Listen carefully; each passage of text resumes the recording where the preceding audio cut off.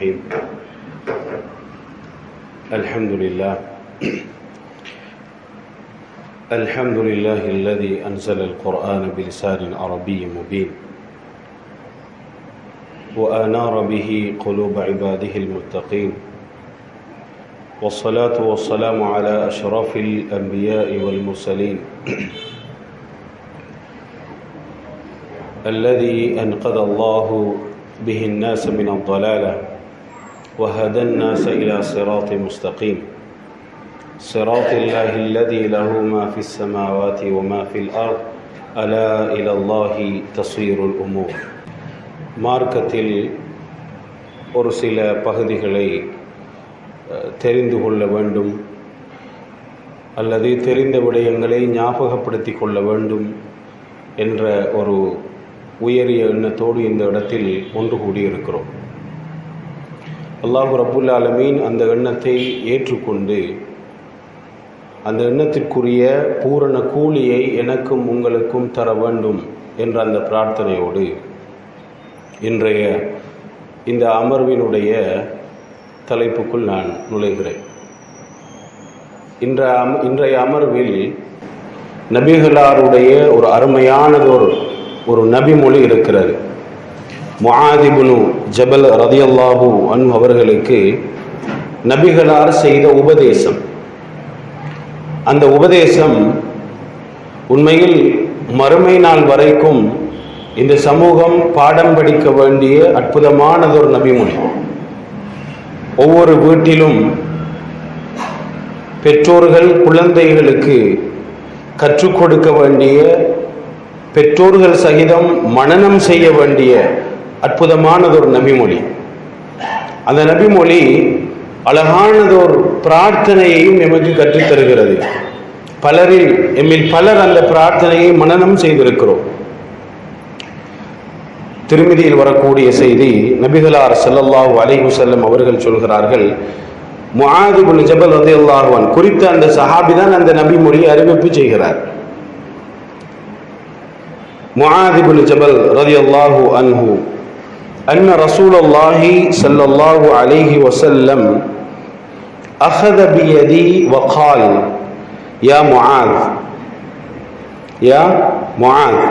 வல்லாஹி இன்னி லஉஹிப்புக் ஃபகால் ஊஸீக யா முஆத் லா ததஅன்ன ஃபீ துபுரி குல்லி ஸலாத்தின் அன் தகூல் அல்லாஹும்ம அஇன்னி அலா திக்ரிக. இதுதான் இந்த பிரார்த்தனை.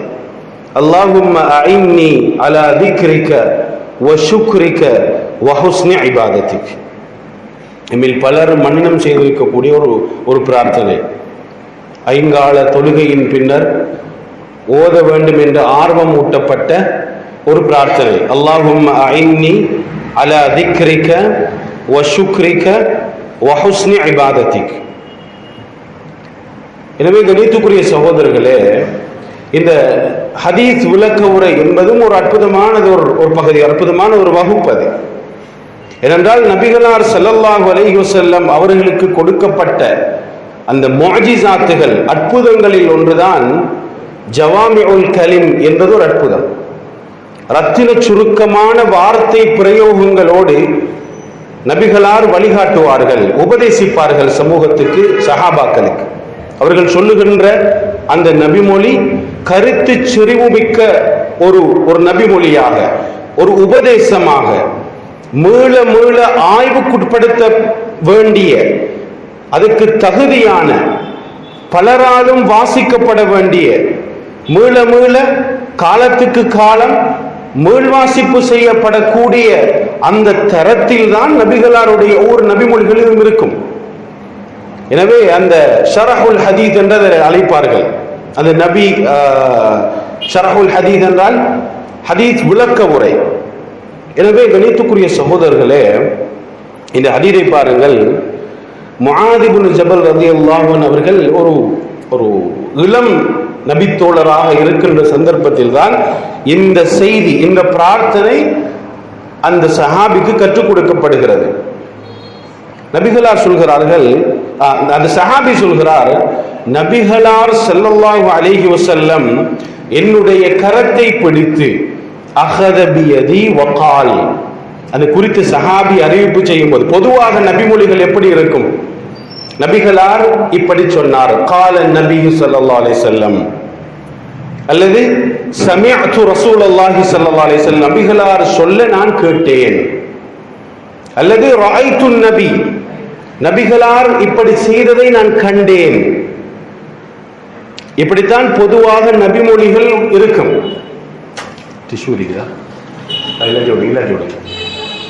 எனவே நபிகளாரை நான் இப்படி கண்டேன், நபிகளார் இப்படி சொன்னார்கள், நபிகளார் இப்படி சொல்ல நான் கேட்டேன், இப்படித்தான் அந்த நபிமொழிகள் இருக்கும், அந்த ஆரம்பம்.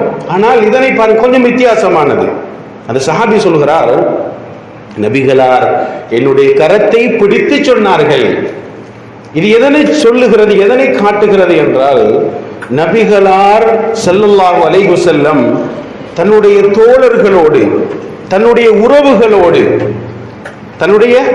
உறவுகளோடு, அண்டை வீட்டார்களோடு, தன்னோடு ஒன்றித்து பழகுகின்ற அந்த உறவினர்களோடு, நண்பர்களோடு, சகோதரர்களோடு எப்படி இணக்கமாக இருந்திருக்கிறார்கள். கையை பிடித்து ஒரு சிறுவனுக்கு உபதேசிப்பது என்பது எம்மில் பலரும் செய்ய தவறுகின்றது ஒரு அம்சம். எம்மில் பலரும் செய்ய தவறுகின்ற ஒரு அம்சம் தான் ஒரு சிறு குழந்தையை பிடித்து, அந்த கரத்தை பிடித்து அவரை அந்த இமோஷனல் ஃபீலிங், அந்த அட்டாச்மெண்ட், அந்த உறவை உண்டு பண்ணுதல். அதை சிந்தித்து பாருங்கள் சகோதரர்களே. அந்த சஹாபி அதை சொல்லும் போது சொல்கிறார், நபிகளார் என்னுடைய கரத்தை பிடித்தார். நபிகளார் யார்?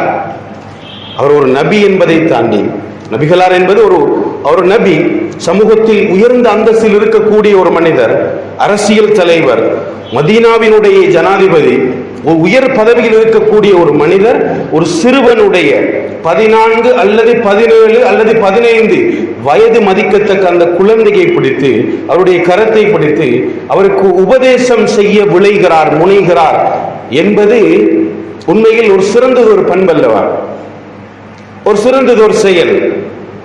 நாம் தந்தையாக இருக்கின்ற அல்லது கணவராக இருக்கின்ற இந்த சந்தர்ப்பங்களில் எத்தனை தடவைகள் எம்முடைய குழந்தைகளோடு நாம் தொட்டு பேசி இருக்கிறோம் என்பதனை கேள்வி கேட்க வேண்டியது ஒரு நேரம். இன்றைக்கு நாங்கள் சகோதரர்களே புரிந்து கொள்ள வேண்டும், ஹதீஸ் ஒன்றை, ஒரு சுன்னாவை நடைமுறைப்படுத்துதல் என்ற அந்த சிந்தனையில் நாம் என்ன செய்கிறோம்? பெரும்பாலும் தொழுகையில் நபிகளார் சொன்ன பிரார்த்தனைகள் அல்லது துஆக்கள் அல்லது திக்ர் ஔராதுகள், இப்படியான அம்சங்களை சுன்னாக்களாக எடுத்து நடக்கிறோம்.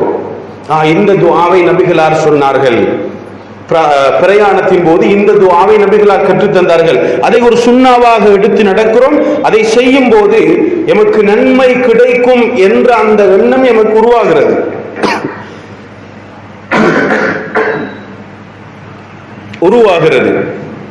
அதே போல நபிகளாருடைய அஹ்லாக்குகள், அவர்கள் கொண்டிருக்கிற பண்பாடுகளும் நபிமொழிதான். நபிகளாருடைய அஹ்லாக்குகளும் பண்பாடுகளும் நபிமொழிதான். அதனை நாம் ஒரு சுன்னா என்ற அந்த எண்ணத்தில் நாம் அதை செய்தால் அதற்கும் நன்மை உண்டு. ஒரு நபிமொழியை நடைமுறைப்படுத்திய நன்மை எதற்கு இருக்கிறது? ஹதீஸினுடைய வரைவிலக்கணம் என்ன? நபிகளாருடைய சொல், செயல், அங்கீகாரம், பண்புகள். பண்பை இரண்டாக பிரிப்பார்கள், சிஃபத். அந்த பண்பை இரண்டாக பிரிப்பார்கள். ஒன்று சிஃபத் ஹல்கியா, இரண்டாவது ஹுல்கியா. உடலியல் தோற்றம் சார்ந்த பண்புகள். நபிகளார் நகத்தை வெட்டுவார்கள், நபிகளார் தாடியை இவ்வாறு வைத்திருப்பார்கள். இந்த மாதிரியான உடலியல் சார்ந்த பண்புகளை நாம் சுன்னாவாக நினைத்து செய்தால் அதுக்கு நன்மை உண்டு, கூலி உண்டு. அதே போன்று ஹுலுக்கியா, அஹ்லாக், ஹுலுக், அந்த பண்பாடுகளை ஒரு சுன்னா என்று நினைத்து செய்தால் அதற்கு கூலி இருக்கு. அஹதபியதி, நபிகளார் என்னுடைய கரத்தை பிடித்து எனக்கு உபதேசம் செய்தார்கள். எப்போது இதை சொல்கிறார்? பின்னாளில், லேட்டரான், பின்னாளில் தான் இந்த நபி மொழியாக அறிவிப்பு செய்கிறார். யமனுடைய அந்த தலைமை பீடத்தை ஏற்பதற்கான அந்த தகுதியையும் அந்த பலத்தையும் அந்த ஸ்ட்ராங்கையும் இந்த நபிமொழி அவருக்கு வழங்கியது என்பதை நாம் ஷரஹ்களில் அந்த விளக்க உரைகளில் நாம் பார்க்கிறோம். எனவே ஒரே ஒரு கேள்வி, நாம் ஒரு 45, 40, 50, 55 அல்லது 30 வயது மதிக்கத்தக்க தந்தையாக சமூகத்தில் வலம் வருகிறோம். எத்துணை தடவைகள் எமது குழந்தைகளோடு உட்கார்ந்து அவர்களை தொட்டு பேசி இருக்கிறோம் என்ற ஒரு கேள்வியை நாம் நம்மிடம் கேட்டு பார்த்தால் மிக அரிதானவர்களே அதற்கு நேரம் ஒதுக்குகிறார்கள். எத்துணை தடவை நம்முடைய குழந்தைகளை தொட்டு பேசி அந்த அந்த எமோஷனல் உறவை அந்த உறவை நாம் எத்துணை தடவை உருவாக்கி இருக்கிறோம், அந்த சந்தர்ப்பத்தை வெளிப்படுத்தி இருக்கிறோம். கணித்துக்குரிய சகோதரர்களே, நாம் குழந்தைகளை நேசிக்கிறோம், பெற்றோர்களாக நாம் குழந்தைகளை நேசிக்கிறோம். ஆனால் நாம் எங்கு தவறு விடுகிறோம் என்றால் அந்த நேசத்தை வெளிப்படுத்த தவறுகிறோம். அந்த எக்ஸ்பிரஷன், அந்த நேசத்தை, அந்த அன்பை குழந்தைகளுக்கு முன்னால் வெளிப்படுத்த தவறுகிறோம். நாம் சொல்லுகின்ற காரணம் இல்லையா, பெற்றோர்களாக தந்தையாக இருப்பவர் அன்பை காட்டி விட்டால் அவர்கள் தலைக்கு மேல் ஏறி விடுவார்கள் என்பதுதான் நாம் பரவலாக சொல்லுகின்ற காரணம். காட்ட வேண்டிய நேரங்களில், அந்த முறைகளில், அந்த அளவில் அதனை வெளிப்படுத்தும் போது நிச்சயம் அவர்களுக்கு அது மிகப்பெரியதொரு சந்தர்ப்பமாக, எம்மை ரோல் மாடலாக, முன்மாதிரியாக எடுத்து நடப்பதற்கான மிகப்பெரியதொரு வாய்ப்பை அது உண்டாக்கி கொடுக்கும். நபிகளார் அதை செய்தார்கள். இன்னொரு அம்சம் அதில் மறைந்திருக்கிறது. வேறு ஒரு அறிவிப்பில் நபிகளார் சொல்லும் போது, இந்த சமூகத்தில் ஹலால் ஹராம் பற்றிய மிக தெளிவான அறிவை முஆத் இப்னு ஜபல் என்ற அந்த நபித்தோழர் வைத்திருக்கிறார், அவருக்கு அது உண்டு என்று நபிகளார் இன்னொரு அறிவிப்பில், இன்னொரு நபிமொழியில் சொன்னார்கள். இது எதனை காட்டுகிறது என்றால், ஒரு பெற்றோராக, ஒரு தந்தையாக எடுத்துக்கொள்வோம். ஒரு தந்தையாக இதை எடுத்து பாருங்கள். தன்னுடைய குழந்தையினுடைய அறிவு மட்டம் எது என்பதை அவர் அறிந்திருக்கிறார். தன்னுடைய தோழர்கள், தன்னுடைய சகபாடிகள், உறவினர்கள், அவர்களோடு அறிவு ரீதியான தொடர்பை நபிகளார் ஸல்லல்லாஹு அலைஹி வஸல்லம் பேணுகிறார்கள். அறிவு ரீதியான தொடர்பு. நாம் பெற்றோர்களாக இருக்கின்ற அதே நேரம் நாம் அவர்களுக்கு உணவளிக்கிறோம், அவர்களுக்கு ஆடைகளை பெற்றுக் கொடுக்கிறோம், பாதுகாப்பான வாழ்விடத்தை வழங்குகிறோம். அதை தாண்டி அறிவு ரீதியாக என்ன தொடர்பை நானும் அல்லது நாங்களும் எமது குழந்தைகளும் வைத்திருக்கிறோம் என்ற ஒரு பாறையொரு கேள்வி இருக்கிறது சகோதரர்களே. அறிவு ரீதியான தொடர்பு. காலையில் ஸ்கூலுக்கு ரெண்டம் அவங்க வளமையாக போறது என்பதும், மதரசாவுக்கு அவர்கள் வளமையாக ஒரு ஷெட்யூல் படி போறது என்பதை தாண்டி அவர்களோடு உட்கார்ந்து அறிவு தொடர்பை உண்டாக்குகின்ற நிலைமைகள் எம்மிடத்தில் இருக்கிறதா என்ற மிகப்பெரிய ஒரு கேள்வி இருக்கிறது சகோதரர்களே. நபிகளார் அதனை கொண்டிருந்தார்கள். அதுதான் அவரை மிக சிறந்ததொரு மனிதராக இன்றளவில் நாங்கள் அவரை ஃபாலோ பண்ணி கொண்டு, அவரை பின்பற்றி கொண்டிருக்கிறோம். விடயத்துக்கு வருவோம்.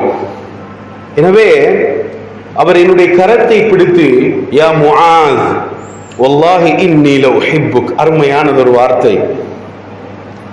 அவர்கள் சொல்கிறார்கள், முஆதே, அல்லாஹ் மீது ஆணையாக நான் உன்னை நேசிக்கிறேன். யார் சொல்றது?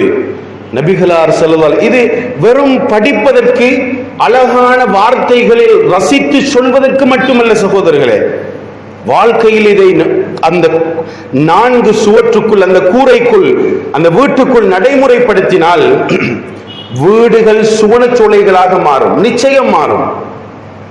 வீடுகள் சுவனச்சோலைகளாக நிச்சயம் மாறும். வல்லாஹி இன்னி லஉஹிப்புக். அந்த அன்பை தன்னுடைய தோழர்கள், தன்னுடைய குழந்தைகள், தன்னுடைய மனைவிக்கு முன்னால் வெளிப்படுத்துதல் என்பதும், அவர்கள் செய்கின்ற ஒவ்வொரு அம்சங்களையும் அடையாளம் கண்டு அதனை பாராட்டுவதும், இந்த அப்ரிசியேஷன், அதை பாராட்டுவதும் மிகச் சிறந்த ஒரு பண்பு. குடும்ப தலைவனாக எம்மை அவர்கள் ஏற்றுக்கொள்வதற்கு, ஒரு மனைவி, குழந்தைகள் எம்மை குடும்ப தலைவராக ஏற்றுக்கொள்வதற்கு நாம் கொண்டிருக்க வேண்டிய மிக முக்கியமான ஒரு ஃபோர்ஃப்ரண்ட் குவாலிட்டி ஒன்றுதான் பாராட்டுதல். வல்லாஹி இன்னி லஉஹிப்புக், நான் உன்னை நேசிக்கிறேன். கணித்துக்குரிய சகோதரர்களே, இப்படி சொல்லி ஒரு அற்புதமானதொரு அறிவு தொடர்பையும் ஒரு உணர்வு ரீதியான உளவியல் சார்ந்ததொரு தொடர்பையும் வலுப்படுத்தியதன் பின்னர் தான் நபிகளார் கற்றுக் கொடுக்க ஆரம்பிக்கிறார்கள். நபிகளார் கற்றுக் கொடுக்க ஆரம்பிக்கிறார்கள். ஆனால் இன்றைக்கு நாம் குழந்தைகள் தவறுவிட்டால் உடனே வயலன்ஸை கையில் எடுத்துருவோம். பள்ளிவாசலுக்குள் ஒரு குழந்தை தவறு விடுகிறது, சத்தம் குரலை உயர்த்தி பேசுகிறது, குறுக்கே ஓடி விடுகிறது என்றால் அதை திருத்துகின்ற முறைமை எப்படி அமைகிறது? உடனே நாங்கள் வயலன்ஸ்.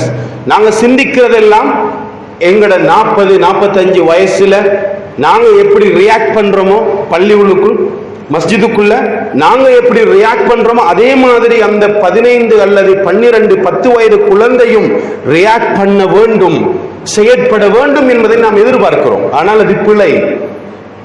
அவர்களுக்கு ஒரு உளவியல் ஒரு தன்மை இருக்கிறது. எனவே நாம் அதை திருத்துகின்ற அந்த முறைமை மாற்றப்பட வேண்டும் என்பதனை இந்த நபிமொழியை நமக்கு சொல்கிறது. எனவே வல்லாஹி இன்னி லஉஹிப்புக் என்று அதை சொல்லி ஒரு அற்புதமான ஒரு உறவை உண்டாக்கியதன் பின்னர் தான் அவர்கள் சொல்கிறார்கள், யா முஆத் லா ததஅன்ன ஃபீ துபுரி குல்லி ஸலாத்தின் அன் தகூல் அல்லாஹும்ம அஇன்னி அலா ذிக்ரிக வ ஷுக்ரிக வ ஹுஸ்னி இபாதத்திக். இப்பதான் சப்ஜெக்டே வருது. இப்பதான் சப்ஜெக்டே வருது. நபிகளார் சொல்கிறார்கள், முஆதே, ஒவ்வொரு தொழுகையின் பின்னரும் நீங்கள் சொல்ல தவறிவிடவே கூடாது. லா ததஅன்ன, தவறிவிடவே கூடாது. எப்பயுமே அதை நீங்கள் கட்டாயம் சொல்லியாக வேண்டும் என்று ஒரு அன்பு கட்டளை பிறப்பிக்கிறார். ஒரு அன்பு கட்டளை சொல்லிவிட்டு நபிகளார் சொல்கிறார்கள், இந்த துஆவை சொல்லுங்கள். அல்லாஹும்ம அஇன்னி, இறைவா எனக்கு நீ உதவி செய்வாயாக. அலா ذிக்ரிக, உன்னை ஞாபகப்படுத்துவதற்கு, திக்ர் ஞாபகம், உன்னை ஞாபகப்படுத்துவதற்கு எனக்கு உதவி செய்வாயாக. வ ஷுக்ரிக, உனக்கு நன்றி செலுத்துவதற்கு எனக்கு உதவி செய்வாயாக. வ ஹுஸ்னி இபாதத்திக், யா அல்லாஹ் உன்னை அழகிய முறையில் வழிபடுவதற்கு, ஒரு பரிபூரணமான தன்மையோடு உன்னை வழிபடுவதற்கு எனக்கு உதவி செய்வாயாக என்று முஆதே நீங்கள் கேளுங்கள் என்று நபிகளார் ஸல்லல்லாஹு அலைஹி வஸல்லம் சொல்லிக் கொடுக்கிறார்கள். இந்த துஆ கண்ணியத்துக்குரிய சகோதரர்களே மிகப்பெரியதொரு லெசன், பெரியதொரு பாடம். நபிகளார் சொன்ன இந்த துஆ பெரியதொரு பாடம். அல்லாஹும்ம அஇன்னி அலா ذிக்ரிக், இந்த வார்த்தையை பாருங்கள். அந்த சிறுவனுக்கு தௌஹீதினுடைய, ஏகத்துவத்தினுடைய மிக அச்சாணியாக, அடிப்படையாக, உயிர்நாடியாக இருக்கின்ற அந்த அடிப்படையை நபிகளார் கற்றுக் கொடுக்கிறார்கள். அல்லாஹும்ம அஇன்னி அலா ذிக்ரிக், இதில் எல்லோருக்கும் படிப்பினை உண்டு. ஓ அல்லாஹ், இறைவா உன்னை ஞாபகப்படுத்துவதற்கு எனக்கு நீ உதவி செய்து விடு. ரெண்டு விஷயம். முதலாவது விஷயம், அல்லாஹ்வை ஞாபகம் செய்வதாக இருந்தாலும் இறைவனுடைய உதவி என்று அது சாத்தியமில்லை. அல்லாஹ்வுடைய அந்த திக்ர், அந்த நாவு இறைவனை துதிப்பதாக இருந்தாலும், இறைவனை ஞாபகம் செய்வதாக இருந்தாலும், எம்முடைய ஆற்றலால், எம்முடைய திறமையால், எம்மிடம் இருக்கின்ற அந்த தெளிவால், அறிவு தெளிவால் எம்மால் இறைவனை திக்ர் செய்ய முடியாது. அதற்கும் அல்லாஹ்வுடைய உதவி வேண்டும். இறைவனுடைய உதவியின்றி திக்ர் கூட செய்ய முடியாது. நாவு அல்லாஹ்வை கூட ஞாபகம் செய்வதற்கு அசையாது என்கின்ற அந்த அடிப்படையான தௌஹீதை கற்றுக் கொடுக்கிறார்கள் நபிகளார் ஸல்லல்லாஹு அலைஹி வஸல்லம். திக்ர் செய்வதற்கும் இறை உதவி வேண்டும். அப்ப இறை உதவி என்பது எதனால் வரும்? இறை உதவி என்பது எதனால் வரும்? அல்லாஹ்வுடைய அன்பை நாம் எப்போது பெற்றுக்கொள்கிறோமோ, அல்லாஹ்வுடைய அந்த பொருத்தம், அந்த பிளஷர், அதனை நாம் எப்போது பெற்றுக்கொள்கிறோமோ அப்பொழுதுதான் அல்லாஹ் எம்மை நோக்கி அவருடைய உதவிக்கரத்தை நீட்டுவான். அல்லாஹ்வுடைய அன்பை பெறுவதற்கு முயற்சிக்க வேண்டும். நிறைய பேர் இன்றைக்கு சொல்றது எப்படி என்றால், இந்த மெட்டீரியல் வேர்ல்ட், இந்த சடவாத உலகம்தான் எல்லாமே என்ற அந்த சிந்தனை இருக்கிறதே, அந்த உலக சிந்தனை, அந்த ஐடியாலஜி என்ன சொல்லுவது என்றால், உன்னிடத்தில் ஒரு ஒரு லக்ஸரியான கார், நல்லதொரு வாகனம், நல்லதொரு வீடு, நல்ல விசாலமான நல்ல ஒரு சொகுசான ஒரு வீடும் ஒரு வாகனமும் நல்ல ஒரு சம்பாத்திய சூழல், ஒரு இன்கம் சோர்ஸ், ஒரு வருமான மூலம் இருந்தால் நீ உலகத்தில் வெற்றியாளர், சக்சஸ். இன்றைக்கு நாங்க அப்படித்தானே பார்க்கிறோம். நல்ல இன்கம் வரக்கூடிய ஒரு வருமானத்தோடு நல்ல வசதியான ஒரு வாகனமும் வசதியானது ஒரு வீடும் அவரிடத்தில் இருந்தால் அவர்தான் உலகத்தில் வெற்றியாளர், ஒரு சக்சஸ் என்பதை நாம் தன்னிறைவடைந்த ஒரு மனிதர் என்று நாம் பார்க்கிறோம்.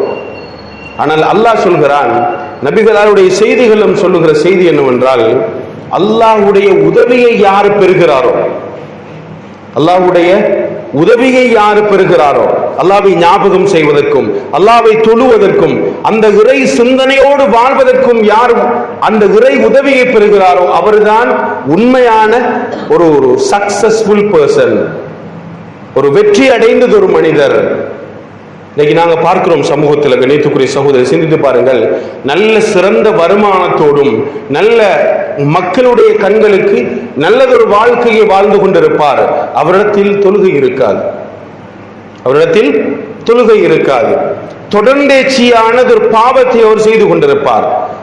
அந்த பாவத்தால் அவருடைய உள்ளத்தில் எந்த விதமான கசட்டு எண்ணமும் எந்த விதமான கவலையும் இருக்காது. எந்த விதமான கவலையும் அவர் செய்கின்ற பாவத்தால் அவருக்கு இருக்காது. குர்ஆன் ஓதுவதற்கு அவருக்கு நேரம் இருக்காது, குர்ஆன் ஓதுவதற்கு நேரம் இருக்காது. இறைவனை திக்ர் செய்வதற்கு அவருக்கு டைம் இருக்காது. அல்லாஹ்வை பற்றி பேசுகின்ற அமர்வுகளில் உட்காருவதற்கு அவருக்கு மனசே இருக்காது. ஆனால் சமூகத்துடைய பார்வையில் அவர் சிறந்த ஒரு வெற்றியாளராக, நல்ல தன்னுறைவோடு வாழுகின்ற மனிதராக அவர் காட்சி அளிப்பார். ஆனால் இமாம் ஹசனுல் பஸ்ரி ரஹ்மத்துல்லாஹி அலைஹி அவர்கள் ஒரு இடத்தில் சொல்கிறார்கள், உனக்கு ஒரு மாணவரை பார்த்து சொல்கிறார்கள், மாணவர் அல்ல, ஒரு கேள்வி கேட்க வந்த ஒரு மனிதரை பார்த்து சொல்கிறார்கள், உனக்கு குர்ஆன் ஓதுவதற்கு திக்ர் செய்வதற்கு ஏனைய இறை சிந்தனையோடு இருக்கின்ற அம்சங்களை செய்வதற்கு நேரம் இல்லாமல் இருக்கிறது என்றால் அதுவும் ஒரு இறை தண்டனை, இறை தண்டனை. நாம் நினைத்து விடக்கூடாது, தண்டனை என்பது பார்வை அளவில் ஒருவர் ஆக்சிடென்ட் படுவதும் ஒருவருடைய சொத்துக்கள் இல்லாமல் போய்விடுவதும் அவருடைய வெள்ளத்தால் அவர் பாதிக்க, இப்படியான அம்சங்கள் மட்டுமல்ல இறை தண்டனை. இறைவனை பற்றி பேசும்போது அதை ஏற்றி மனம் உருகி நான் திருந்த வேண்டும் அல்லது நான் செய்த பாவங்களுக்கு தௌபா செய்ய வேண்டும் என்ற உணர்வு ஒருவருக்கு வரவில்லை என்றால், அந்த வரட்டு ஒரு சித்தாந்தம் அல்லது ஒரு பிடிவாதம் அல்லது அந்த உள்ளம் வறண்ட நிலையில் இருக்கிறது என்றால் அது இறைவனுடைய மிகப்பெரிய தண்டனை என்பதை நாம் புரிந்து கொள்ள வேண்டும். கணித்துக்குரிய சகோதரர்களே, எனவே அல்லாஹும்ம அஇன்னி அலா திக்ரிக, இறைவா உன்னை ஞாபகம் செய்வதற்கு எனக்கு நீ உதவி செய்து விடு என்ற அந்த பிரார்த்தனையை நபிகளார் ஸல்லல்லாஹு அலைஹி வஸல்லம் கற்றுக் கொடுக்கிறார்கள். எனவே முதலாவது அம்சம், முதலாவது அடிப்படை, இபாதத் செய்வதற்கும் அல்லாஹ்வுடைய உதவிதான் தேவை. இபாதத்தின் ஊடாக அல்லாஹ்வுடைய உதவியை பெறுவது என்பது ஒரு அம்சம். இபாதத் செஞ்சு அல்லாஹ்வுடன் நெருக்கத்தை உண்டு பண்ணி இறை உதவியை பெறுதல் என்பது ஒரு பகுதி. ஆனால் அந்த இபாதத்தை செய்வதற்கு கூட இறைவனுடைய உதவி தேவை. அந்த இறை உதவியை நாம் பெற வேண்டுமாக இருந்தால் இறை அன்பை பெற்றவர்களாக முதலில் மாற வேண்டும். இறை அன்பை பெற்றவர்களாக முதலில் இறை அன்பு சகோதரர்களே. அப்படி போன மிச்சம் இன்னும் டீப்பாக போக வேண்டி வரும். சுருக்கமாக சொல்கிறேன், இறை அன்பு எதனால் பெற முடியும்? சாதாரணமாக சிந்தித்து பாருங்கள், உலகத்தில ஒருத்தருடைய அன்பை நாம் ஒரு எக்ஸ்ட்ரீம் லவ், அந்த மிகைப்படுத்தப்பட்ட அந்த அன்பை ஒருவரிடமிருந்து நாம் பெற வேண்டுமாக என்ன செய்யணும்? அவருக்கு நிறைய நலவுகள் செஞ்சிருக்கணும், அவருக்கு நிறைய நலவுகள் செய்யணும், அவருக்கு பிடிச்ச மாதிரி மாறணும். அப்பதான் ஒருத்தருடைய அன்பை எம்மால் பெற முடியும். அவருக்கு எதிரியாக அவருக்கு பிடிக்காத அம்சங்களை செய்தால் எம்மால் அவருடைய அன்பை பெற முடியாது அல்லவா? அதே போலதான் நாம் எப்படி பிற மனிதருக்காக வேண்டி சில விஷயங்களை செய்து அவருடைய அன்பை சம்பாதிக்கிறோமோ அது போல அல்லாஹ்வுக்காக மாத்திரம் சில அம்சங்களை செய்ய வேண்டும். பகட்டுக்காக, மனிதர்களுக்காக, மனிதருடைய பாராட்டு வார்த்தைகளுக்காக, புகழ் வார்த்தைகளுக்காக அல்லாமல் அல்லாஹ்வுக்கு மாத்திரம் அந்த பியூர் இன்டென்ஷன், அந்த தெளிவான தூய்மையான எண்ணம், அந்த இஹ்லாஸ், அந்த இஹ்லாஸோடு ஒரு செயலை செய்தால் அல்லாஹ்வுடைய அன்பை நாம் பெற முடியும். அந்த அல்லாஹ்வுடைய அன்பை நாம் பெற்றுக்கொண்டால் அல்லாஹ்வுடைய உதவி என்பது நாம் கற்பனை செய்து பார்க்க முடியாத அந்த வழிகளில் எல்லாம் வந்து சேரும். அந்த அல்லாஹ்வுடைய உதவி வந்து விட்டால் வரப்பிரசாதங்கள், அருள்கள் எல்லாம் எம்மை சூழ நாம் நினைத்து பார்க்காத விதங்களில் எல்லாம் சொரிந்து கிடக்கும் என்பதை நாம் புரிந்து கொள்ள வேண்டும் சகோதரர்களே. எனவே இறைவனை துதிப்பதற்கும் இறைவனை வணங்குவதற்கும் அவனை வணங்கி வழிபது இபாதத் செய்வதற்கும் அல்லாஹ்வுடைய உதவிதான் தேவை என்ற அந்த அடிப்படையை நாம் புரிய வேண்டும். இரண்டாவது அம்சம், திக்ர் என்றால் என்ன சகோதரர்களே? திக்ர் என்றால் என்ன? இன்னைக்கு நாங்கள் திக்ர் என்ற அந்த வார்த்தையை கேட்ட உடனே எங்களோட மைண்டுக்கு வாரது சுப்ஹானல்லாஹ், அல்ஹம்துலில்லாஹ், அல்லாஹு அக்பர், லா இலாஹ இல்லல்லாஹ், சுப்ஹான ரப்பியல் அஸீம், இந்த மாதிரியான வார்த்தை பிரயோகங்கள். ஆனால் உண்மையில் திக்ர் என்பது இதுதான். தஸ்பீஹாத்துகள், தஹ்லீலாத்துகள், லா இலாஹ இல்லல்லாஹ், தக்பீராத், தஹ்மீத், அல்ஹம்துலில்லாஹ் என்ற வார்த்தைகள், இவைகள் திக்ர். இதை தாண்டி திக்ர் என்பது இன்னொரு விளக்கம் இருக்கிறது. திக்ருக்கு, திக்ர் என்பது இறை சிந்தனை. திக்ரண்டா நாவால சொல்ற இந்த வார்த்தை பிரயோகங்களை தாண்டி அது ஒரு இறை சிந்தனை, ஒரு இறை கோட்பாடு. எல்லா நேரங்களிலும் அல்லாஹ்வுடைய திக்ரோடு வாழுதல் அப்படின்னா எல்லா நேரத்திலையும் இறை சிந்தனையோடு வாழுதல். வியாபார தளத்துல, வீட்டுக்குள்ள, தனிமையில, வெளிப்படையில, பப்ளிக்ல இருக்கிற நேரத்துல, ஒரு பிரயாணத்துல, ஒரு சந்தோஷமான ஒரு வாழ்க்கையை வாழுகின்ற அந்த மூமெண்ட், அந்த நொடியில, சந்தோஷமான நேரத்துல நிறைய பேர் தவறு செய்யறது. கஷ்டம், பொருளாதார நெருக்கடி, நோயால பாதிக்கப்பட்டிருக்கிறார், தேவையோடு இருக்கிறார் என்றால் அல்லாஹ்வை ஞாபகம், அது இறை ஞாபகத்தோடு இருப்பார். அவரிடத்தில் பொருளாதாரத்தில் தன்னிறைவு இருக்கிறது, உடலில் ஆரோக்கியம் இருக்கிறது, மகிழ்ச்சியானது ஒரு குடும்ப வாழ்க்கை இருக்கிறது, சமூகத்தில் நல்ல ஒரு அந்தஸ்து இருக்கிறது, இப்படி எல்லாமே இருக்கிறது என்றால் அல்லாஹ் மறந்துடுவார். அல்லாஹ்வை மறந்துடுவார். எனவே அப்படியான மகிழ்ச்சியான நேரத்திலும் ஒரு கஷ்டமான ஒரு நேரத்திலும் இப்படியான எல்லா நேரத்திலும் இறை சிந்தனையோடு வாழுதல் என்பதுதான் திக்ருக்கான ஒரு விசாலமான இன்னதொரு விளக்கம். எனவே இந்த நபிமொழியை நாம் இரண்டாம் பட்சமாக விளங்கிக் கொண்டால், இறைவா எல்லா நிலைகளிலும் சமூகத்தோடு இருக்கும்போது அல்லது தனிமையில் இருக்கும்போது, நான் பிரயாணத்தில் அல்லது ஊர்வாசியாக இருக்கின்ற நேரத்தில், மகிழ்ச்சியாக இருக்கின்ற நேரத்தில், என்னுடைய வியாபார தலத்தில், அல்லது யாருமே என்னை பார்ப்பதற்கு இல்லை, தவறு செய்வதற்கான சகல சந்தர்ப்பங்களும் என் முன்னால் இருக்கிறது என்ற அந்த நேரத்தில், அந்த படுமோசமான நேரத்தில், எல்லா நேரங்களிலும் அந்த திக்ர் ஆஃப் அல்லாஹ், அல்லாஹ்வுடைய இறை சிந்தனை, இதனோடு வாழ்வதற்கு எனக்கு உதவி செய்தபடி அல்லாஹ். கஷ்டமானது ஒரு செயல் சகோதரர்களே. இப்படி எல்லா நேரத்திலேயும் ஒருவரால் இறை சிந்தனையோடு வாழ முடியுமா?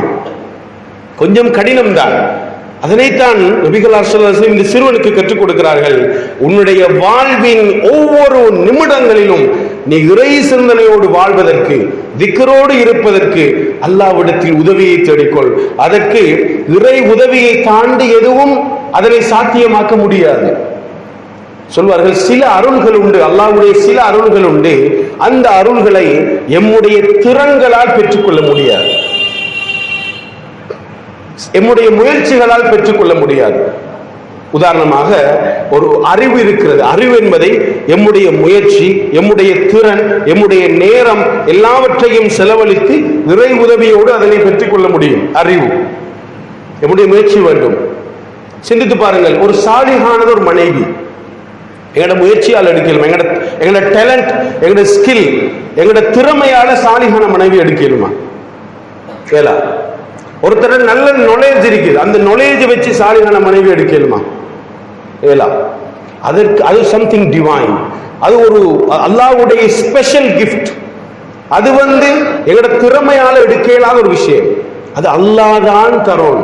அது தந்ததுக்கு பிறகுதான் தெரியும் சாலிஹா இல்ல சாலிஹ் இல்லையா. எனவே கணித்துக்குரிய சகோதரர்களே, இப்படி இறைவனுடைய அருள்களை பெறுவதற்கு நாம் இறை சிந்தனையோடு வாழ வேண்டும். அந்த இறை சிந்தனை அல்லாஹ்வுடைய உதவியால் தான் சாத்தியமாகும். எனவே இந்த நபிமொழியின் ஆரம்ப பகுதி நமக்கு சொல்லுகிற செய்தி என்னவென்றால், நாம் எப்போதுமே அல்லாஹ்விடத்தில் எம்முடைய குறைகளை முன்வைத்து, எப்போதுமே எம்முடைய வீக்க அல்லாஹ்விடத்தில் முன்வைத்து, ஓ அல்லாஹ், நான் பலகீனமானது ஒரு அடியான், எனக்கு நீ உதவி செய், உன்னுடைய சிந்தனையோடு வாழ்வதற்கு எனக்கு உதவி செய்ய அல்லாஹ். நான் வியாபாரத்தில் கொஞ்சம் நாணயம் இல்லாமல் நடந்து கொள்கிறேன், என்னுடைய தொழில்ல எனக்கிட்ட நேர்மை இல்லையா அல்லாஹ், அதுல கொஞ்சம் பலகீனமாக இருக்கிறேன், மற்ற தொழுகை விஷயங்கள் எல்லாம் நான் கொஞ்சம் பெர்ஃபெக்ட், மற்றபடிக்கு என்னுடைய வியாபாரத்தில் அல்லது என்னுடைய தொழிலில் என்னுடைய மனைவியோடு நான் பேசுகின்ற பழகுகின்ற உறவாடுகின்ற விதத்தில் நான் கொஞ்சம் கோவப்பட்டுறேன், இழிவா பேசுறேன், அவமானப்படுத்துறேன், அல்லது என்னுடைய குழந்தைகளை சரியா எனக்கு கைட் பண்ண விளங்குது இல்லை, இந்த விஷயங்களை நான் பலகீனமாக இருக்கிறேன், அல்லாஹ் எனக்கு நீ உதவி செய், உதவி செய். அல்லாஹ் உதவி செய்வான். ஃபர்ஸ்ட்டுக்கு நாங்க டோரை தட்டோம், அப்பதான் அது ஓப்பன் ஆகும். ஃபர்ஸ்ட்டுக்கு நாங்க கதவை தட்டோணும், அப்பதான் கதவு திறக்கும். எனவே கணித்துக்குரிய சகோதரர்களே, இந்த சிறுவனுக்கு கற்றுக் கொடுக்கின்ற அந்த அற்புதமான அந்த முதல் பகுதி என்னவென்றால், உன்னுடைய ஒவ்வொரு அம்சங்களும் இறைவன் புறத்தில் இருந்துதான் உனக்கு கிடைக்கும். ஒவ்வொரு அம்சங்களும் அது உன்னுடைய திறமையால், உன்னுடைய முயற்சியால் நீ சம்பாதித்தவைகள் அல்ல. எனவே கணித்துக்குரிய சகோதரர்களே, இதற்காக முதலில் அல்லாஹ்விடத்தில் உதவி கேட்க வேண்டும். இரண்டாவது அம்சம் வஷுக்ரிக். அற்புதமான ஒரு செய்தி, மிக சுருக்கமாக சொல்லி நான் முடிவுக்கு வருகிறேன். யா அல்லாஹ், உனக்கு நன்றி செலுத்துவதற்கு எனக்கு உதவி செஞ்சிரு. எப்படி வார்த்தை! கணித்துக்குரிய சகோதரரை சிந்தித்து பாருங்கள். அல்லாஹ்க்கு நன்றி செலுத்துறதுக்கு அல்லாஹ் தான் உதவி செய்யணும். அல்லாஹ்வோட உதவி இல்லாம அல்லாஹ்க்கு நன்றி செலுத்துகின்ற அந்த மனோநிலையை எம்மால் பெற முடியாது. அது அந்த டிவைன் அசிஸ்டன்ஸ், அந்த இறை உதவி என்பதுதான் இறைவனுக்கு நன்றி செலுத்துவதற்கு எமக்கு உதவியாக இருக்கும் என்பதொரு அம்சத்தை இரண்டாவது சொல்லிக் கொடுக்கிறார்கள். அல்லாஹ் ரப்புல் ஆலமீன் இந்த உலகத்தில் மனிதர்களை படைச்சிட்டு இவர்கள் என்ன வணங்கணும், என்ன வணங்கி வழிபடணும், இந்த உலகத்தில் இவர்கள் இஸ்தியாமார், இவர்கள் இந்த பூமியை பலப்படுத்த வேண்டும், இவர்களுடைய பிரதிநிதி என்றெல்லாம் அல்லாஹ் சொல்லி இருக்கிறான் தானே. இந்த உலகமே மனிதர்களுக்காக படைக்கப்பட்டது, அவர்களை அனுபவிக்க வேண்டும், அதில் அவர்கள் சோதனையாக இந்த உலகம் படைக்கப்பட்ட ஒரு சோதனை களமா, இப்படி எல்லாம் அல்லாஹ் சொல்கிறான் தானே. கடைசியில அல்லாஹ் எங்கள்கிட்ட எதனை எதிர்பார்க்கிறான்? ஒரே ஒரு கேள்வி. இந்த மனிதர்கள் என்னிடத்தில், உங்களிடத்தில், ஒவ்வொருடம் இண்டிவிஜுவலா கேள்வியை கேட்டு பாருங்க. அல்லாஹ் என்னிடத்தில் எதனை எதிர்பார்க்கிறான்? எதை எதிர்பார்க்கிறான்? அல்லாஹ்க்கு நன்றியோடு இருப்பதனை தான்.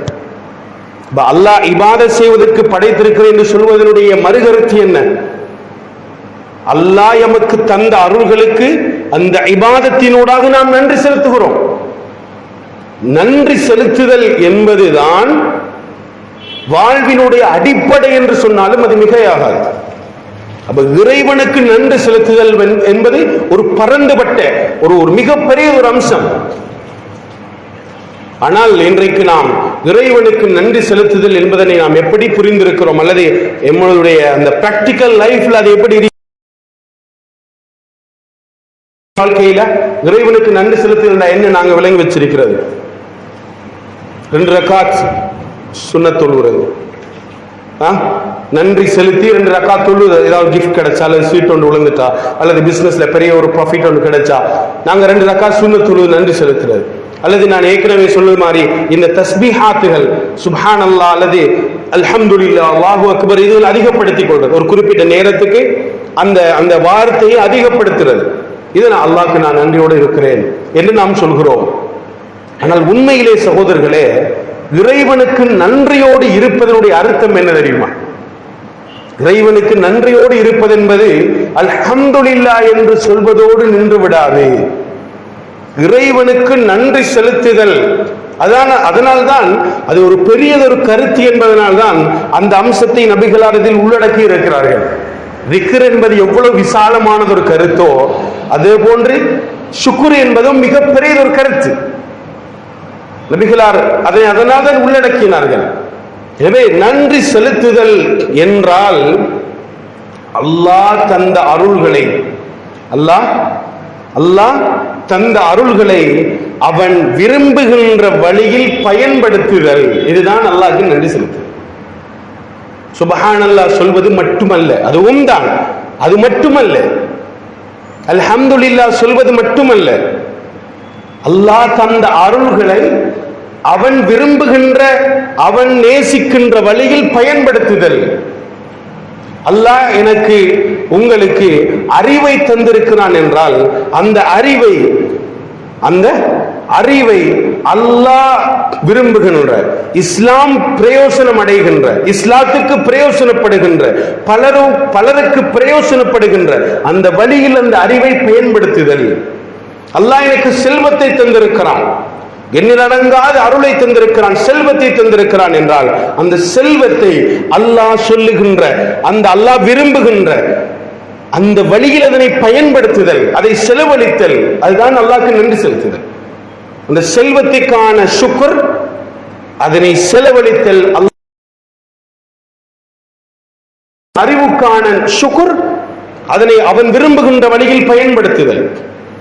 அல்லாஹ் தந்த குழந்தைகள் ஒரு அருள், அந்த அருளுக்கு நன்றி செலுத்துதல் என்பது அவர்களை சமூக தலைவர்களாக, இஸ்லாத்திற்கு வழிகாட்டுகின்ற மிக பெரும் ஸ்காலர்ஸ், சமூக தலைவர்கள், உலமாக்கள், இமாம்களாக, இஸ்லாமிய அறிஞர்களாக, அல்லது அவர்களிடம் இருக்கின்ற அறிவை, ஏதாவது ஒரு அறிவோ அந்த அறிவை இஸ்லாமியமயப்படுத்தி இஸ்லாம் பிரயோஜனம் பெறுகின்ற விதத்தில், பலரும் பிரயோஜனம் பெறுகின்ற விதத்தில் அந்த அறிவை பயன்படுத்துகின்ற அந்த மனோபக்குவத்தை வழங்குகின்ற அந்த முறைமை, அது அவர்களை அப்படி உருவாக்குதல், அந்த அண்டர்ஸ்டாண்டிங் அவர்களை, குழந்தைகளை உருவாக்குதல், குழந்தைகளுக்கு செய்கின்ற அருள்.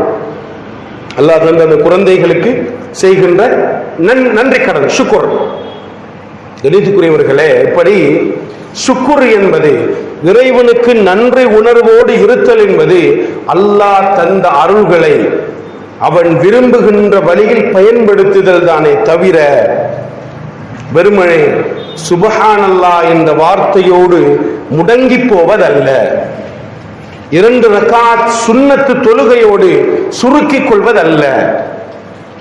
இதனை புரிந்து கொள்ள வேண்டும். இதனால்தான் அரபியில் நன்றி செலுத்தாமல் இருப்பதற்கு என்ன சொல்வார்கள்? குர்ஆன், அரபியில் இல்ல, குர்ஆன் ஒருத்தர் நன்றி இல்லாமல், நன்றி கெட்டவராக நடக்கிறார் என்றால் குர்ஆன் அவரை சொல்கிறது, அவர் காஃபிர், நன்றி கெட்டவராக இருக்கிறார். காஃபிர் என்றால் இறை நிராகரிப்பல்ல. ஆனால் அந்த சொல்லை குர்ஆன் நன்றி கெட்டவராக நடக்கின்ற ஒருவருக்கு பயன்படுத்துகிறது. சொல்வார்கள் குஃப்ருன் நிஅமா, அருள்களை மறுத்து நன்றி உணர்வு இல்லாமல் ஒருவர் நடந்தால் அவர் குஃப்ர் செய்கிறார். வலஇன் கஃபர்தும் இன் அஸாபி லஷதீத், லஇன் ஷகர்தும், நீங்க எனக்கு நன்றியோடு இருந்தீங்கடா நான் உங்களுக்கு நிறைய தருவேன்.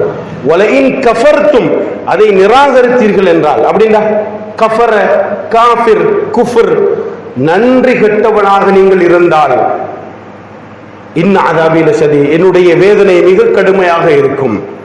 எனவே நன்றியோடு இருத்தல் என்பது அல்லாஹ் தந்த அருள்களை அவனுடைய பாதையில் செலவு செய்தல்.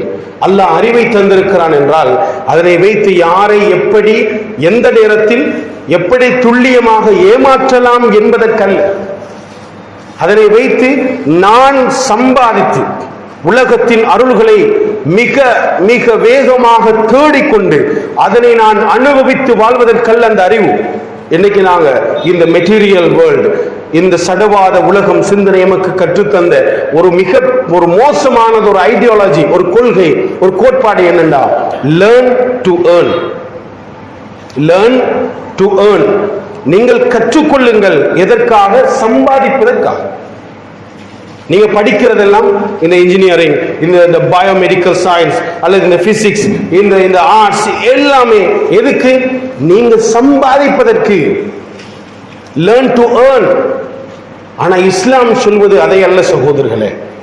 இஸ்லாம் சொல்கிறது கிதாபுன் அன்ஸல்நாஹு இலைக லிதுக்ரிஜன் நாஸ மினல் ظுலுமாத்தி இலன் நூர்.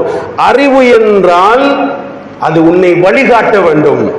அறிவு என்றால் அது உன்னை பண்படுத்த வேண்டும்.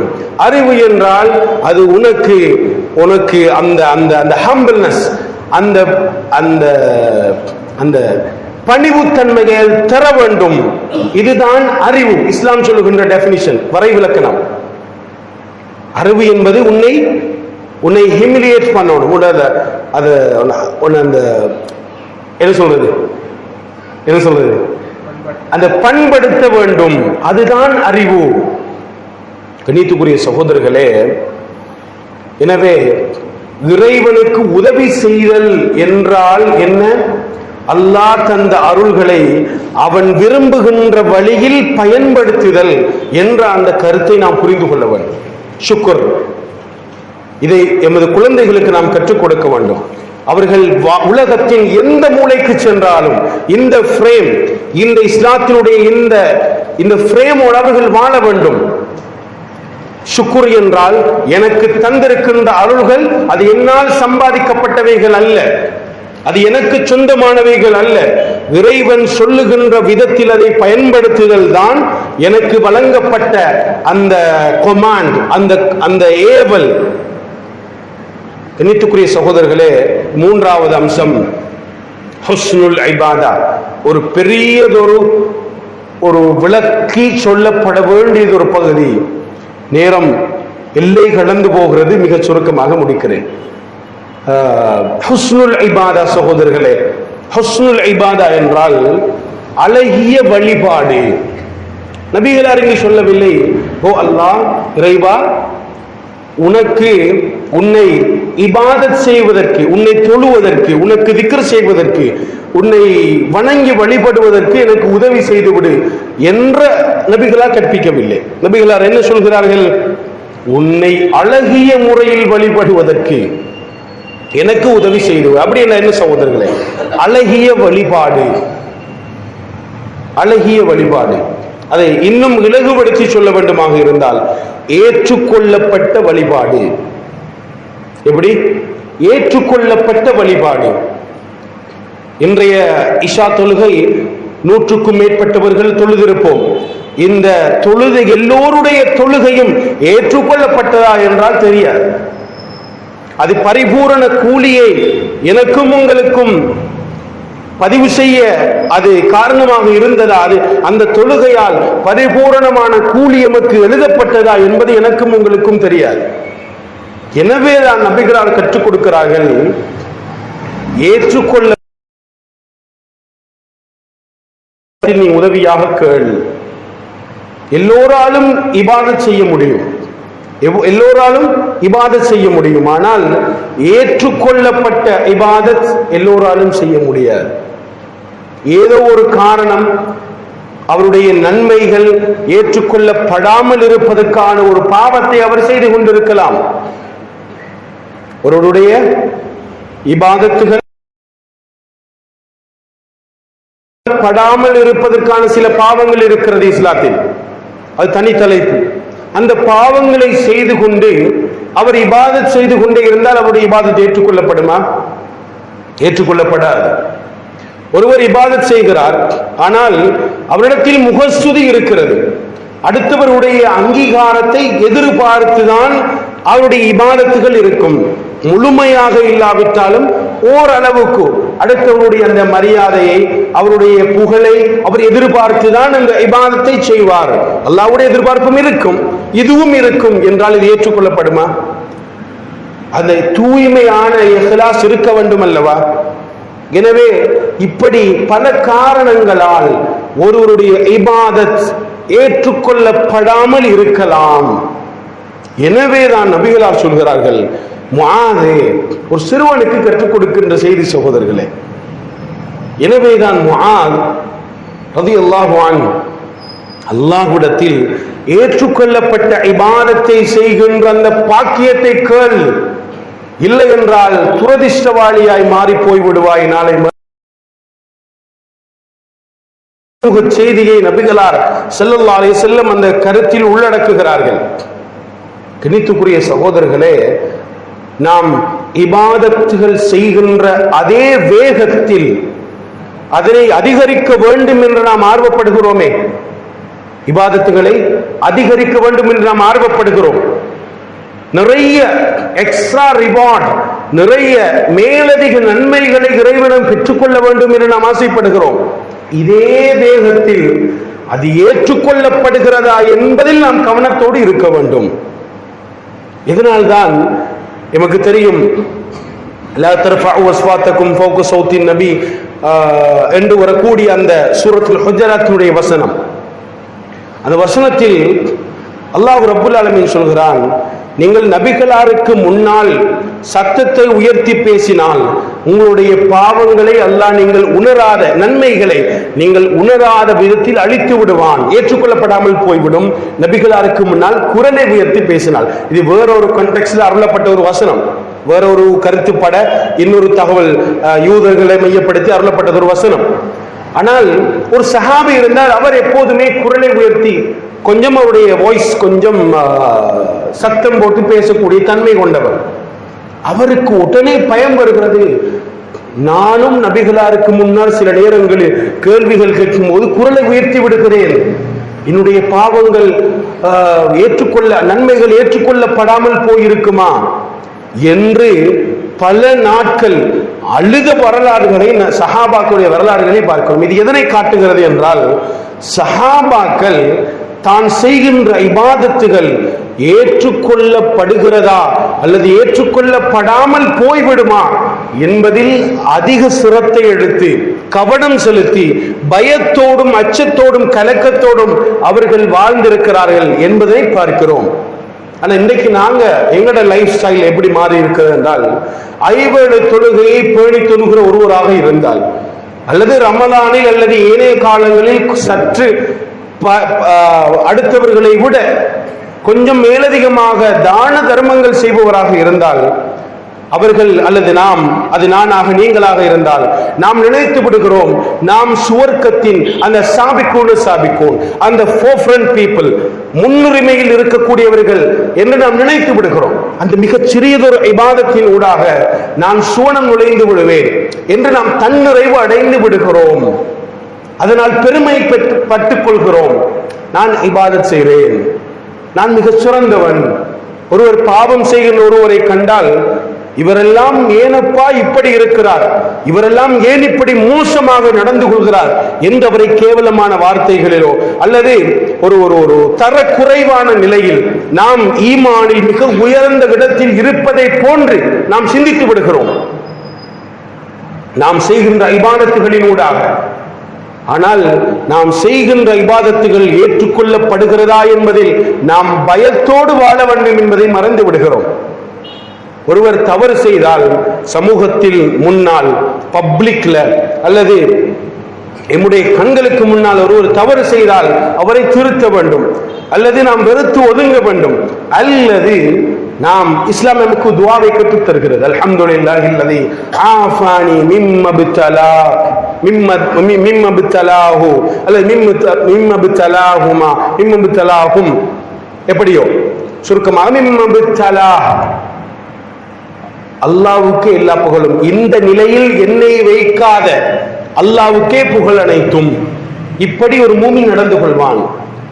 ஆனால் இன்றைக்கு சமூகத்தில் யாராவது ஒருவர் பொதுவுல ஒரு தவறை செய்து விட்டால் உடனே ஃபேஸ்புக்ல லைவ்ல போட்டுகிறோம், கேவலப்படுத்தி விடுகிறோம். அது ஏன்? நாம் தான் சமூகத்தினுடைய காவலாளிகள் போன்று எம்மை நாம் நினைத்து விடுகிறோம். அந்த நேரத்தில் அதை சொல்வார்கள், அந்த சைக்காலஜிக்கல், அந்த உளவியல் மடையர்கள் அவர்களை சொல்வார்கள், அந்த குறித்த நேரத்தில் அவர்களுடைய அந்த ஃபெய்த், அந்த ஈமான் பொங்கி வழிந்து சமூகத்தின் காவலாளிகள் போன்று எல்லாவற்றையும், எல்லா குப்பை கூலங்களையும் முகநூலில் லைவ்களாக பதிவு செய்து ஒருவரை கேவலப்படுத்தி விடுகின்ற செயல்கள் அரங்கேறுகிறதா இல்லையா? எம்முடைய பிரதேசங்களில் எத்தனை வீடியோக்கள், நம்முடைய சமூகத்தில் எத்தனை குரல் பதிவுகள், எத்தனை வீடியோக்கள் ஒருவரை இழிவுபடுத்தி நாம் பதிவேற்றி இருக்கிறோம். எம்மில் எத்தனை பேர் பதிவேற்றி இருக்கிறார்கள்? கணித்துக்குரிய சகோதரர்களே, இதெல்லாம் எதனை காட்டுகிறது என்றால், இபாதத்தினுடைய அந்த எக்செப்டன்ஸ், அந்த இறைவன் ஏற்றுக்கொள்ளுகின்ற அதில் எம்மிடம் குறைவான ஒரு புரிதல் தான் இருக்கிறது. அது ஏற்றுக்கொள்ளப்பட்டதா என்பதில் அதிகமான பயத்தோடும் கலக்கத்தோடும் நாம் இருக்க வேண்டும் சகோதரர்களே. இறுதியாக ஒரு குர்ஆனிய வசனம் எனக்கு நினைவுக்கு வருகிறது. அதை சொல்லி அந்த படிப்பினையை சொல்லி முடிக்கலாம் நினைக்கிறேன். அல்லதீன யுத்தூன மா ஆத்தவ் வ குலூபுஹும், நேரடியான ஒரு வசனம் சகோதரர்களே. அல்லதீன யுத்தூன மா ஆத்தவ் வ குலூபுஹும் வஜிலத்துன் அன்னஹும் இலா ரப்பிஹிம் ராஜிஊன். அல்லாஹ் ரப்பல் ஆலமீன் குர்ஆனில் வசனம் இறக்குகிறான். சமூகத்தில் சிலர் இருக்கிற, பொதுப்படையாக சமூகத்தில் சிலர் இருக்கிறார்கள், அவர்கள் அல்லாஹ் அவர்களுக்கு வழங்கிய செல்வத்திலிருந்து சமூகத்தில் பிரயோசனப்படுகின்ற வழிகளில் செலவு செய்கிறார்கள். ஆனால் வகுலூபுஹும் வஜிலத்துன், அவர்களது உள்ளங்கள் படபடத்து கொண்டிருக்கிறது, கலக்கப்படுகிறது, அச்சமடைகிறார்கள், அவர்கள் பயப்படுகிறார்கள் என்ற அந்த குர்ஆனிய வசனம் இறங்குகிறது. ஆயிஷா ரலியல்லாஹு அன்ஹா அவர்கள் நபிகளாரிடத்தில் கேட்கிறார்கள், யா ரசூலுல்லாஹ், இவர்கள் யார்? இவர்கள் அல்லாஹ்வுடைய பாதையில் தான் செலவு செய்கிறார்களே, ஏன் இவர்கள் பயப்படுகிறார்கள்? பெரும்பாவம் செய்தார்களா? சமூகத்தில் குழப்பங்களை உண்டாக்கினார்களா? ஏன் இவர்கள் பயப்படுகிறார்கள்? நபிகளார் சொன்னார்கள், இவர்கள் தான் ஆயிஷா உண்மையான மூமின்கள். அவர்கள் செலவுதான் செய்கிறார்கள், ஆனால் பயப்படுகிறார்கள். எதற்காக? தான் செய்த அந்த செலவு, தான் கொடுத்த அந்த கொடை ஏற்றுக்கொள்ளப்பட்டதா என்பதில் தான் அவருடைய கவனம் இருக்குமே தவிர, அவர்கள் கொடுத்த இந்த அமௌண்ட் ஆஃப் மணி, அந்த மானிட்டரி, அந்த நம்பர்ஸ், அந்த டிஜிட்டல் நம்பர்ஸ்ல அவர்களுடைய கவனம் இருக்காது. நான் எவ்வளவு கொடுத்தேன் என்பதில் அவர்களுடைய கவனம் இருக்காது என்பதனை நபிகளார் ஸல்லல்லாஹு அலைஹி வஸல்லம் சொல்லி, இவர்கள் தான் உண்மையான மூமின்கள் என்று நபிகளார் ஸல்லல்லாஹு அலைஹி வஸல்லம் சொன்னார். எனவே கணித்துக்குரிய சகோதரர்களே, ஒரு சமரியாக சுருக்கமாக சொல்கிறேன். இறை சிந்தனையோடு வாழ்வதற்கும் இறைவன் தந்த அருள்களை இறை பாதையில் செலவு செய்து இறைவனுக்கு நன்றியோடு இருப்பதற்கும், இறைவன் ஏற்றுக்கொள்ளுகின்ற இபாதாக்களை செய்து நல்ல அடியார்களாக நாளை மறுமையில் ஏற்றுக்கொள்ளப்பட்ட இபாதாக்களை மலையளவு பெற்றுக்கொண்ட மனிதர்களாக மாறுவதற்கும் இறைவனுடைய உதவிதான் தேவை. எனவே இறை உதவியை நாம் ஒவ்வொரு நாளும் ஒவ்வொரு நொடியும் அல்லாஹ்விடத்தில் கேட்டுக்கொண்டே இருக்க வேண்டும் என்ற அந்த செய்தியை இந்த நபிமொழி எனக்கும் உங்களுக்கும் சொல்லுகிறது. வல்லவன் அல்லாஹ் ரப்புல் ஆலமீன் இந்த நபிமொழியை வாழ்வில் எடுத்து நடக்கக்கூடிய அந்த திறனை, அந்த விருப்பத்தை எனக்கும் உங்களுக்கும் தந்தருவானாக. வாஹிரு தஅவத்தின் அல்ஹம்துலில்லாஹி ரப்பில் ஆலமீன்.